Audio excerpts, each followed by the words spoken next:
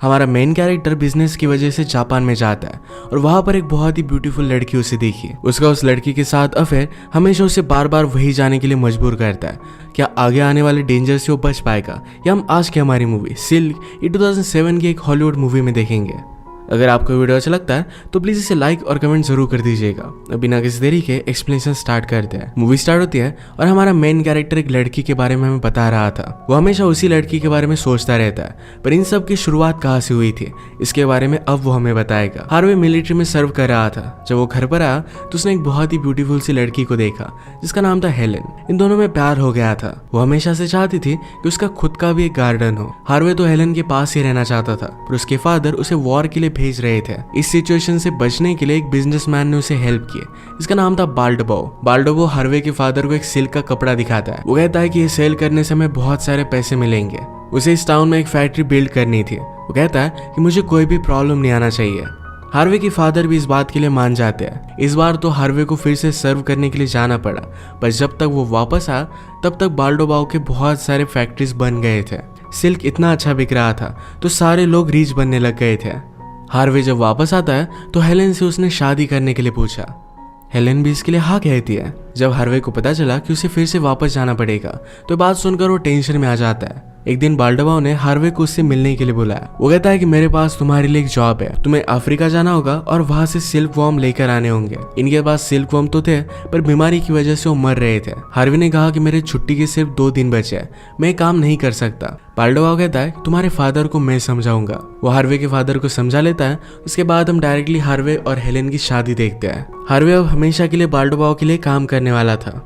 Helen को Harvey का दूर जाना अच्छा नहीं लगता, पर आर्मी में सर्व करने से तो अच्छा था, तो इस वजह से उसे जाने देती है। हार्वे इजिप्ट जाकर आया और वहां से वो एग्स लेकर आता है। वापस आने के बाद हेलेन और वो इंटीमेट होते हैं। हेलेन ने कहा मुझे एक बेबी चाहिए। ये दोनों इस बात से बहुत खुश थे। बाल्डोबाओ ने फिर से हार्वे को बुलाया। वो कहता है जो एग्स तुमने लाए हुए थे वो डेड मिले। जो बीमारी यहाँ पर थी वही बीमारी इजिप्ट तक भी पहुंच गई थी। मैंने सुना है कि जापानीज लोगों के पास एक टेक्निक है और उस वजह से एग्स को कोई भी प्रॉब्लम नहीं आता। वो अब चाहता था कि हार्वे जापान में जाए।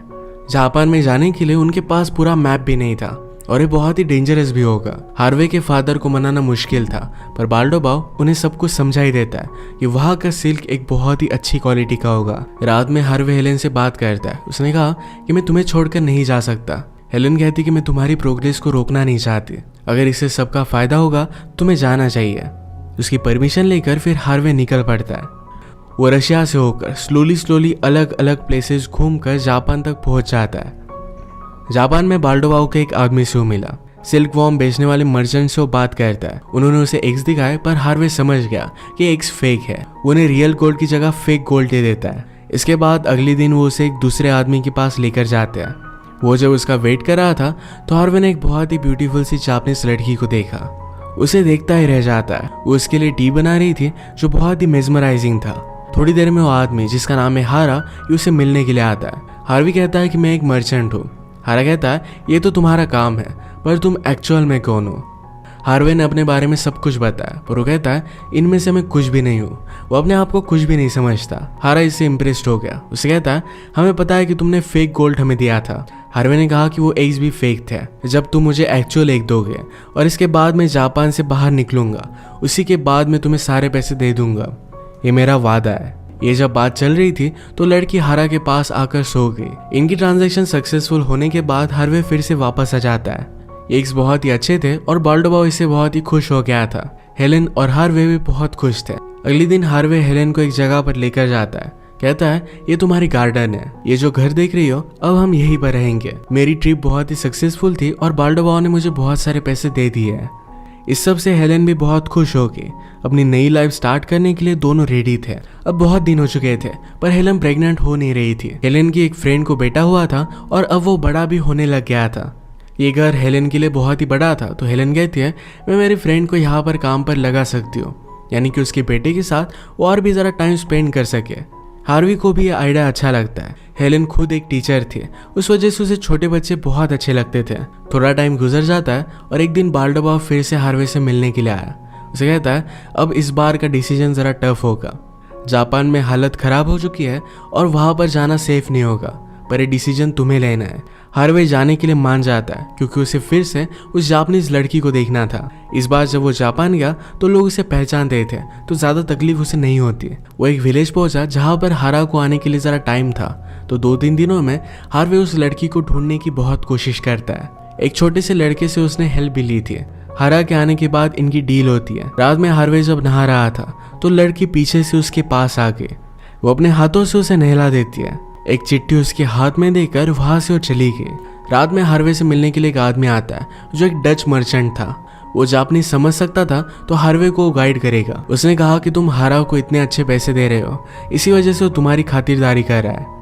ये सब कुछ सिर्फ एक बिजनेस है। डिनर के वक्त सब लोगों की मीटिंग चल रही थी। जापान पर हमला होने वाला था तो इसी के बारे में वो बात कर रहे थे। डच मर्चेंट ने हार्वे से कहा जल्दी से तुम्हारी ट्रेड कंप्लीट कर यहाँ से चले जाओ वरना हालात बहुत खराब हो जाएंगे। डिनर के वक्त भी वो लड़की और हार्वे एक दूसरे को ही देख रहे थे। हार्वे यहाँ से भाग सकता है तो हारा ने उसे यही रोकने के लिए उसके पास एक लड़की भेजी। हारा जिस लड़की से प्यार करता है वही लड़की उस दूसरी लड़की को लेकर आई थी। उन दोनों का हाथ एक दूसरे के हाथों में दे देती है और बाहर ही रुकी। वो लड़की हार्वे के साथ इंटीमेट होने लग गई। ये सब रियलाइज कर बाहर वो बहुत रोती है। उस रात के बाद हार्वे ने सुबह उसे ढूंढने की कोशिश की। वो लेक में उसे नहाते हुए देखता है। उस दिन के बाद वो हार्वे को कहीं भी नहीं दिखी। डच मर्चेंट ने हार्वे को डेंजर के बारे में बताया हुआ था तो इस वजह से हारा उसे मार देता है। मर्चेंट का टूटा हुआ चश्मा हार्वे को मिला। इसके बाद वो जल्दी से यहाँ से चला जाता है। जापान में जो भी हुआ इसके बाद हार्वे पूरी तरीके से टूट चुका था। वो सब कुछ चीजें हेलेन को बताना चाहता था पर कभी भी बोल नहीं पाता। ये प्रेग्नेंट हो नहीं रहे थे तो हेलेन इस वजह से सैड रहने लग गई। एक दिन हार्वे ने उस लड़की के बारे में हेलेन को बताया। उसने कहा कि वो लड़की जापानीज नहीं थी तो एक्चुअल में चाइनीज थी। एक दिन टी बनाते हुए उससे कुछ एक्सीडेंट हुआ और इसी वजह से उसे पता चला कि वर्म से सिल्क भी बन सकता है। हेलेन समझ गई थी कि हार्वे अब उसी लड़की से प्यार करता है। उस लड़की ने हार्वे को जो नोट दिया था ये वो पढ़ना चाहता था तो इसे लेकर वो बाल्डोबाओ के पास आया। उसने कहा कि तुम किसी ना किसी को तो जानते ही होंगे। बाल्डोबाओ कहता है कि एक मैडम है जो एक ब्रॉथल चलाती है, उसका नाम है ब्लांच। उसके पास जाकर ये तुम रीड कर सकते हो। उसे रीड करके बता दिए और इसमें लिखा था कि जल्दी वापस आ जाओ वरना मैं तुम्हारे बिना मर जाऊंगी। वो लड़की भी हार्वे से बहुत प्यार करती थी। ब्लांच उसे कहती कि तुम्हें उस लड़की के बारे में भूल जाना चाहिए, तुम्हें पता है कि वो नहीं मरेगी। हार्वे इन सब बातों को सुनने वाला नहीं था। वो फिर से बाल्डोबाओ के पास गया और कहता है कि मैं फिर से जापान जाना चाहता हूँ। बाल्डोबाओ ने कहा कि अब हमारे पास एक आदमी है जिसे पता होता है कौन से एक अच्छे है और कौन से एक बुरे हैं। हम पास की कंट्री से भी एग्स ला सकते हैं और हमारे बिजनेस को कोई भी प्रॉब्लम नहीं होगा। हार्वे ने कहा कि कुछ भी हो मैं फिर से जापान जाना ही चाहता हूँ। अगर तुम्हें नहीं तो किसी और को मैं एक सेल कर दूंगा, प्लीज मेरी हेल्प करो। इस बार जापान में वॉर बहुत ज्यादा बढ़ चुकी थी। वहां पर जाना खुदकुशी के बराबर था। हार्वे के फादर मान नहीं रहे थे पर फिर से एक बार बाल्डोबाओ ने उन्हें समझा दिया। हेलेन की बात भी हार्वे मानता नहीं तो हेलेन बाल्डोबाओ के पास आई। उसे पूछती है क्या हार्वे को हम रोक सकते हैं या कुछ ना कुछ तो वे होगा ही। बाल्डोबाओ कहता है कि उसने ठान लिया है, अब हम उसे नहीं रोक सकते। वो जब फिर से जापानीज विलेज में गया तो पूरी तरीके से जल चुका था। हार्वे एक लड़के को जानता था तो उसने उसे फिर से ढूंढ लिया। वो कहता है कि मुझे हारा की लोकेशन चाहिए। वो लड़का उसे एक मैप बना देता है पर हार्वे ने कहा कि तुम मेरे साथ चलो। दूर से फिर उस लड़के ने जहाँ पर हारा ट्रैवल कर रहा था इसकी लोकेशन उसे बता दी। हार्वे उस लड़के को पैसे देता है और एज अ गिफ्ट एक दूरबीन भी उसने उसे दे दी। पर इसी दूरबीन में उस लड़की ने हार्वे को जो मैसेज भेजा था ये मैसेज भी था। नेक्स्ट सीन में हार्वे हारा से मिलता है। हारे ने कहा कि यहाँ पर वॉर चल रही है, हम तुम्हें कुछ भी हेल्प नहीं कर सकते, जल्दी से यहाँ से चले जाओ। रात भर हार्वे यहीं पर रुका। सुबह हुई तो उसने देखा जिस छोटे लड़के ने उसे हेल्प की थी उसे टांग दिया गया था। हारा को उस लड़के के पास वो चिट्ठी मिल गई थी। उसे भी पता चल गया था कि उसकी गर्लफ्रेंड हार्वे से प्यार करती है। इसी वजह से उसने उस लड़के को मार डाला। यहाँ से जाने के लिए हार्वे को लास्ट वार्निंग देता है। हार्वे को उससे एग्स नहीं मिले थे तो किसी और जगह से उसने एग्स लिए और वो जल्दी से फिर से अपनी कंट्री में आ गया। पर तब तक समर स्टार्ट हो गया था। एग्स हैच हो गए थे और सब वॉर्म्स मर चुकी थी। हार्वे आजकल पूरी तरीके से डिप्रेस्ड हो गया था। एग्स ना मिलने की वजह से उनकी मिल्स भी बंद होने लग गई थी। एक दिन बाल्डोबाओ आकर हार्वे से बात करता है। कहता है कि तुम्हारे साथ जापान में जो भी हुआ इसके बारे में तुम्हें किसी न किसी से तो बात करनी चाहिए। हार्वे ने कहा कि ये जरूरी नहीं है, मैंने एग्स नहीं लाया और इस वजह से अब हमारे पास पैसे भी नहीं है। विंटर में हम स्टार्व करेंगे।